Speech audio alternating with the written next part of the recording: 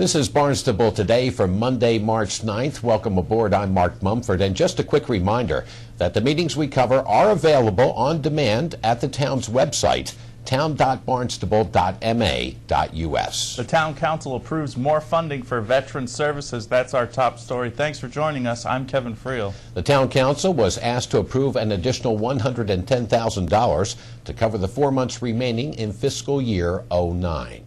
Portion of the district's budget, which includes the director's staff and operating expenses of running the district. In addition, the town is responsible for a portion of the direct bills for eligible veterans living in Barnstable for items such as doctor and hospital bills, medications and medical equipment, heating, fuel assistance, and other costs. The town is the payer of last resort for eligible veterans benefits. A vendor must bill the insurance companies, Medicare, Mass Health, or the VA before the town has to pay.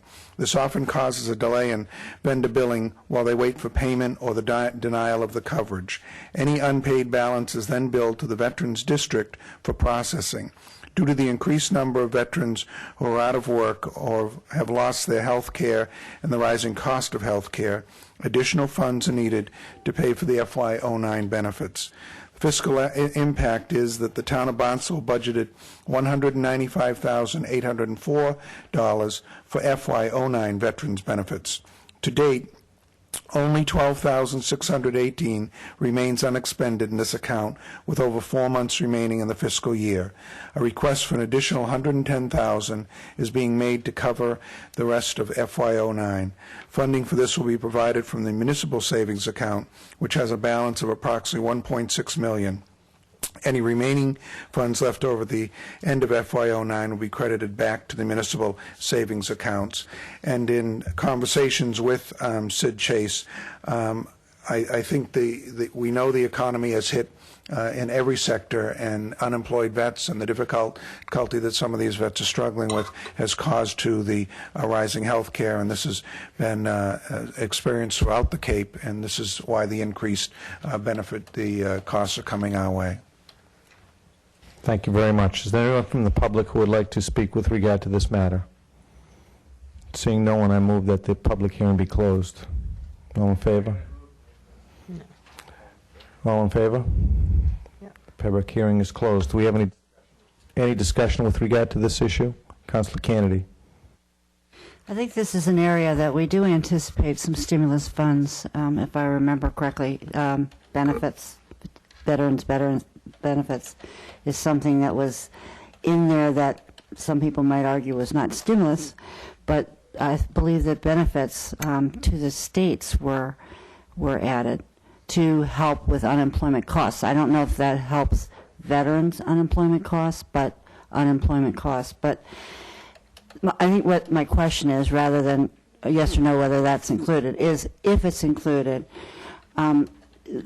would that be the money would then be obviously reimbursed to the municipal savings?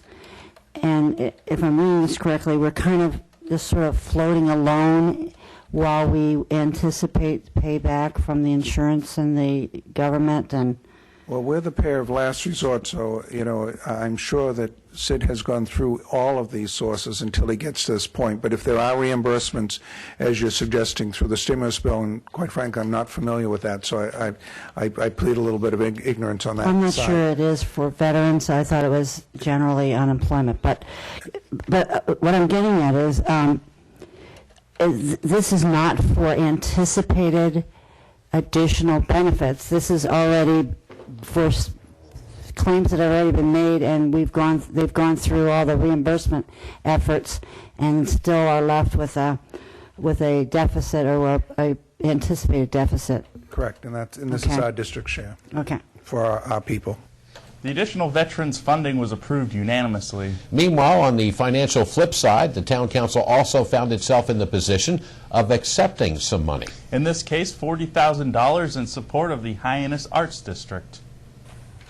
Good evening, Joanne Miller-Buntich, Interim Director, Growth Management.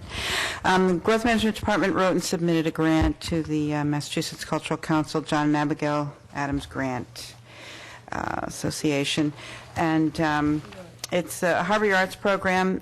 It began in 2005 with the shanties, and it's now expanded on the harbor. It's part of our economic development revitalization for downtown Hyannis, arts focused. It's our 4th year as returning to this grant funder, and so it's not always that you get a 4th year, so we're very happy about that. They like our program. This was written by Melissa Hirsch, our Arts and Culture Coordinator, with assistance from Kathleen Gerard, our Community Development Coordinator, and with the able assistance of our staff. The Town Council voted to accept the Massachusetts Cultural Council grant. The entire Town Council meeting is available on demand at the town's website, town.barnstable.ma.us. Meanwhile, the Sandy Neck Board has approved some regulations changes. Those proposed changes were outlined at a public hearing on Friday by Sandy Neck manager Nina Coleman. I'm now going to take a moment to go through the proposed changes to the beach park regulations.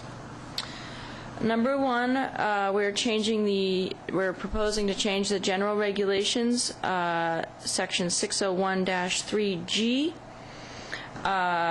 No person shall traffic or allow any pet to traffic in a posted area.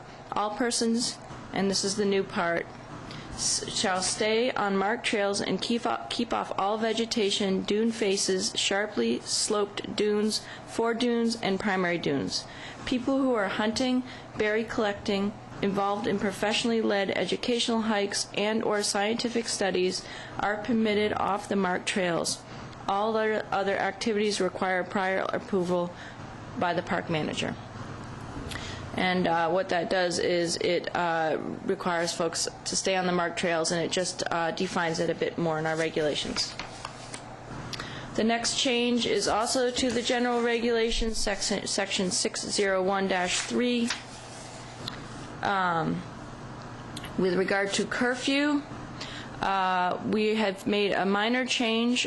Before, curfew was defined only as the end of the day, and now we are also setting a beginning of the day time where folks can enter the beach. So now this regulation would read: curfew, summer, May 1st to October 15th. No vehicles may enter the beach between 9 p.m. and 8 a.m. 8 a.m. is a new part. Vehicles may exit prior to 11 p.m. Winter, October 16th through April 30th. No vehicles may enter the beach between 6 p.m. and 8 a.m. All vehicles must exit prior to 8 p.m. Self-contained vehicles, fishermen, cottage owners, and their guests may enter the beach past curfew if tidal conditions allow. Curfew may be moved forward as tidal conditions warrant. For our next proposed change,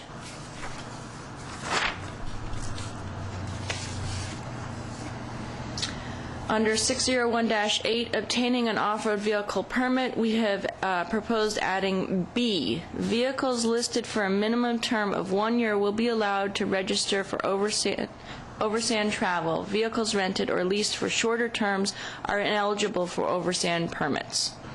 That regulation has always been in there, but it wasn't clear that it was for all different type of residencies. Before, it was really just for the Sandwich and Barnstable residencies, and we're making that for all people who would like to purchase a off-road vehicle sticker. They have to have a vehicle leased for a minimum of 1 year. We don't want rental vehicles on the beach. With the requirement for a public hearing met, the Sandy Neck proposed regulation changes have been sent to the town manager. As far as this evening's meeting schedule here in town, the planning board session has been canceled. However, the meeting of the Sandy Neck board is still on for 7:30 in the MEA conference room off Finney's Lane. Thanks for joining us today. I'm Kevin Friel. We'll meet you right back here tomorrow. I'm Mark Mumford.